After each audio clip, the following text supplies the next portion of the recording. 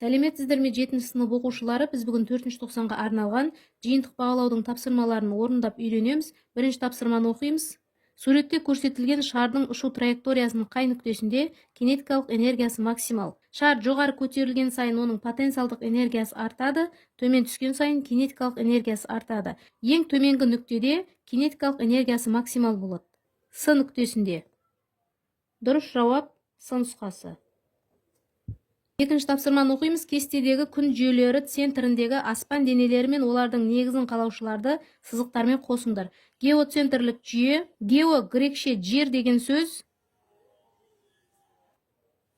оның негізін қалаған Птоломей.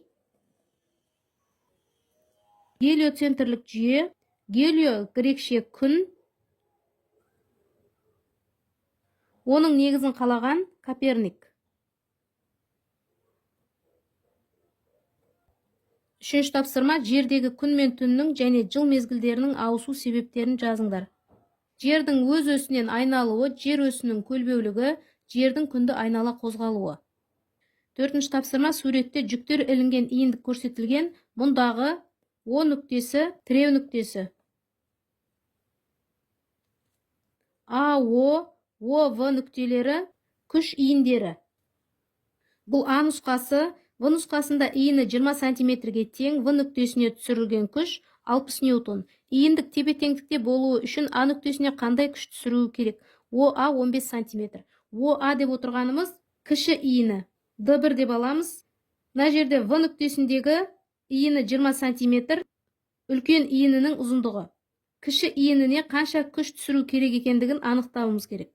Үлкен иініне 60 ньютон күш түсірген. Иіндіктің тепе-теңдік шартын жазамыз формуласына. F1, D1 тең, F2, D2. Осы формуладан F1-ді табамыз. F2 көбейтілген D2 бөлінген D1 болады. F1 тең, F2 60 ньютон, көбейтілген D2 20 сантиметр, бөлінген D1 15 сантиметр. Тең, сантиметрлер қысқарып кетеді, 60 көбейтілген 20 бөлінген 15, 80 ньютон болады. Жауабы 80 ньютон. Бесінші тапсырма, оқушы тәжірибе барысында ойыншық тапаншаның серіппесін 5 сантиметрге қысып, массасы 20 грамм кішкентай шарды жоғары қарай атады. Шардың атылу кезіндегі жылдамдығы 5 метр секунд. Ауаның үйкелісі ескерілмейді. G-дің мәні 10 ньютон бөлінген килограмм. А нұсқасы ұшу кезіндегі шардың кинетикалық энергиясын анықтаңдар. В нұсқасы серіппенің сығылу кезіндегі потенциалдық энергиясын анықтаңдар. С нұсқасы серіппенің қатаңдығы неге тең? Д нұсқасы шар траекториясының ең жоғарғы нүктесіндегі потенциалдық энергиясын және көтерілу биіктігін анықтаңдар. Берілгені бойынша жазып алдық. ХБЖ-ға келтіріп аламыз. 5 сантиметрді метрге айналдырамыз, 100-ге бөлеміз. 0,105 метр. 20 граммды килограммға айналдырамыз, 1000-ға бөлеміз. 0,102 килограмм. Формуласына керекті формулалар жазып аламыз, шешуіне әрбір нұсқа бойынша есептейміз. Кинетикалық энергияның формуласы mv квадрат бөлінген 2. Серпімділік күшінің әсерінен болатын потенциалдық энергияның формуласы kx квадрат бөлінген 2. Осы формуладан k-ны табатын болсақ, 2 көбейтілген потенциалдық энергия бөлінген x квадрат. Потенциалдық энергия ауырлық күшінің әсерінен болатын болса, онда mgh формуласымен шығарамыз. Осы формуладан биіктікті табатын болсақ, потенциалдық энергия бөлінген mg болады. Осы формулаларды қолданып, жеке-жеке есептейміз. А нұсқасында кинетикалық энергияны есептейміз. Масса 0,102 килограмм көбейтілген жылдамдық 5 метр секунд квадраты бөлінген 2 тең 5-тің квадраты 25, 0,102-ге көбейтіп 2-ге бөлеміз. 0,125 жол болады. В нұсқасында серіппенің сығылу кезіндегі потенциалдық энергиясы ол кинетикалық энергияға тең болады. Кинетикалық энергия тең потенциалдық энергия. Потенциалдық энергия жаңа бізде 0,125 шыққан. 0,125 жол. С нұсқасында жаңа біз қатаңдықты тапқанбыз. К тең 2 көбейтілген потенциалдық энергия 0,125 жол бөлінген x квадрат. X 0,105 метр.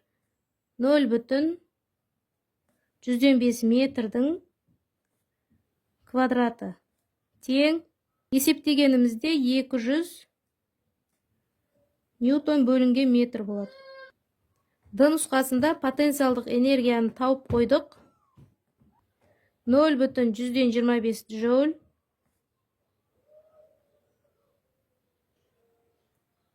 және биіктікті табамыз. Потенциалдық энергия 0,125 жол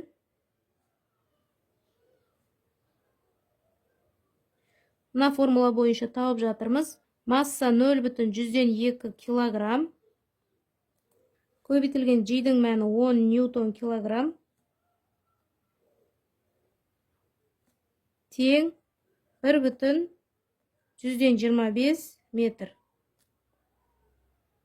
60 тапсырма биіктігі 1,15 метр, ұзындығы 15 метр көлбеу бойымен шарды жоғары көтереді. Шарды жоғары көтереді, тарту күші 250 ньютон, ауырлық күші 1500 ньютон. А нұсқасы суреттегі мәліметтерді пайдаланып, төменде келтірілген кестені толтырыңыз. Шарды H биіктікке көтеруге жұмсалған пайдалы жұмысты табыңыз. В нұсқасы көлбеу жазықтықпен қозғалған кездегі жасалған жұмысты анықтаңыз. С нұсқасы көлбеу жазықтықтың пайдалы әрекет коэффициентін анықтаңыз. Д нұсқасы кестедегі мәндерді талдап, көлбеу жазықтықтың пайдалы әрекет коэффициентін арттыру тәсілдерін ұсыныңыз. Берілген мәндерді жазып алдық. Бірінші А нұсқасында пайдалы жұмысты табуымыз керек. Ауырлық күшін көбейтеміз H биіктікке. В нұсқасында жасалған жұмысты табамыз. Тарту күшін L ұзындыққа көбейтеміз. С нұсқасында пайдалы әрекет коэффициентін табамыз. Пайдалы жұмысты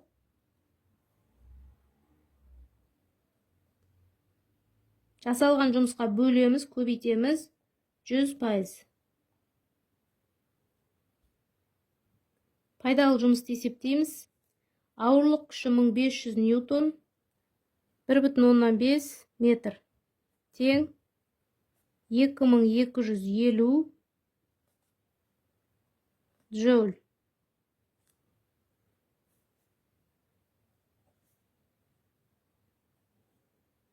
Жасалған жұмысты есептейміз. Тарту күші 250 ньютон, ұзындық 15 метр. Тең 3750 жол. С нұсқасында пайдалы әрекет коэффициентін есептейміз. Пайдалы жұмыс 2250 жол. Бөлінген жасалған жұмыс 3750 жол. Көбейтілген 100%. Тең 60% болады. Жауабы пайдалы жұмыс 2250 жол.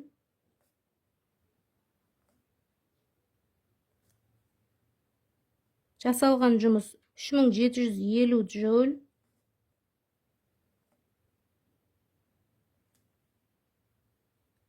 Пайдалы әрекет коэффициенті 60%. Соңғы Д нұсқасына жауап береміз. Кестедегі мәндерді талдап, көлбеу жазықтықтың пайдалы әрекет коэффициентін арттыру тәсілдерін ұсыныңыз. Көлбеудің биіктігін өзгертпей, ұзындығын кеміту, көлбеудің ұзындығын өзгертпей, биіктігін арттыру. Оқушылар, осымен бүгінгі талдау сабағымыз аяқталды. Келесі сабақта кездескенше сау болыңыздар.